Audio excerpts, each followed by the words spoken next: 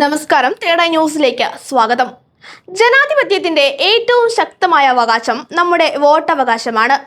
നാളെ കേരളത്തിലെ ഓരോ പൗരനും സ്വന്തം തീരുമാനവുമായി പോളിംഗ് ബൂത്തിലേക്ക് എത്തുമ്പോൾ ചെറിയൊരു അശ്രദ്ധ പോലും നിങ്ങളുടെ വോട്ട് നഷ്ടമാക്കുവാൻ ഇടയാക്കിയേക്കാം.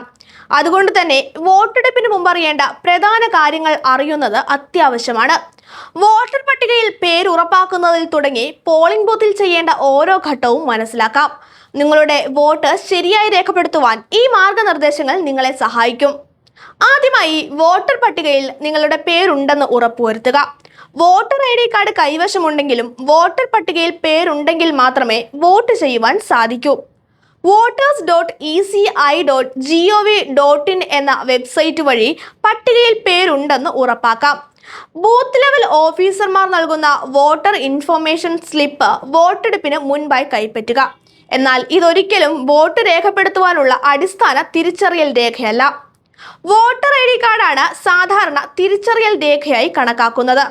എന്നാൽ ഇത് ഹാജരാക്കുവാൻ സാധിക്കാത്തവർക്ക് കേന്ദ്ര തെരഞ്ഞെടുപ്പ് കമ്മീഷൻ അനുവദിച്ച 12 രേഖകൾ ഹാജരാക്കാം. Aadhaar card, PAN card, driving licence, passport, photo പതിപ്പിച്ച ബാങ്ക് അല്ലെങ്കിൽ തപാൽ പാസ്ബുക്ക്, തൊഴിൽ മന്ത്രാലയത്തിന്റെ പദ്ധതി പ്രകാരം നൽകിയ ആരോഗ്യ insurance smart card, Ayushman Bharat health card, NPR പ്രകാരം RGI അനുവദിച്ച സ്മാർട്ട് കാർഡ്, ഫോട്ടോ സഹിതമുള്ള പെൻഷൻ രേഖകൾ, MPമാർ MLAമാർ എന്നിവർക്ക് നൽകുന്ന ഔദ്യോഗിക തിരിച്ചറിയൽ കാർഡ്, കേന്ദ്ര സംസ്ഥാന സർക്കാരുകൾ, പൊതുമേഖലാ സ്ഥാപനങ്ങൾ, പബ്ലിക് ലിമിറ്റഡ് കമ്പനികൾ എന്നിവ അനുവദിച്ച ഫോട്ടോ സഹിതമുള്ള സർവീസ് ഐഡന്റിറ്റി കാർഡ്, സാമൂഹിക നീതി ശാക്തീകരണ മന്ത്രാലയം നൽകുന്ന യുണീക് ഡിസബിലിറ്റി ID എന്നിവയിൽ ഏതെങ്കിലും ഒരു രേഖ തിരിച്ചറിയൽ രേഖയായി ഉപയോഗിക്കാം.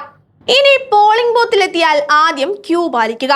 സുരക്ഷാ ഉദ്യോഗസ്ഥർ ക്രമമനുസരിച്ച് വോട്ടർമാരെ കടത്തിവിടും. ഫസ്റ്റ് പോളിംഗ് ഓഫീസറുടെ മുൻപിലാണ് ആദ്യം എത്തുക. വോട്ടറുടെ തിരിച്ചറിയൽ കാർഡും സ്ലിപ്പിലെ ക്രമനമ്പരും പരിശോധിച്ച് വോട്ടർ പട്ടികയിൽ പേരുണ്ടെന്ന് ഉറപ്പാക്കും. തുടർന്ന് വോട്ടർമാരുടെ രജിസ്റ്ററിൽ വോട്ടർമാരുടെ ക്രമനമ്പർ എഴുതും.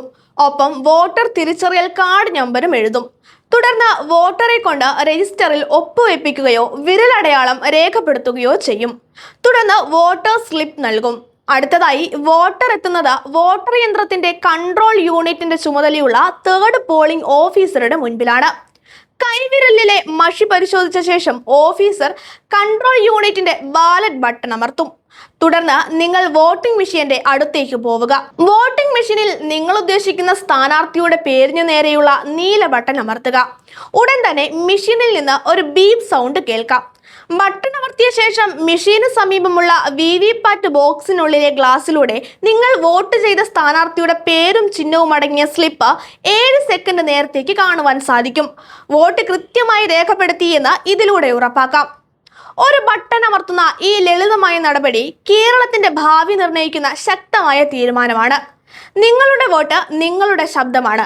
അതിനാൽ എല്ലാ നിർദ്ദേശങ്ങളും പാലിച്ച് ആത്മവിശ്വാസത്തോടെ പോളിംഗ് ബൂത്തിലേക്ക് എത്തൂ. നിങ്ങളുടെ അവകാശം ഉപയോഗിച്ച് ജനാധിപത്യത്തെ ശക്തിപ്പെടുത്തൂ.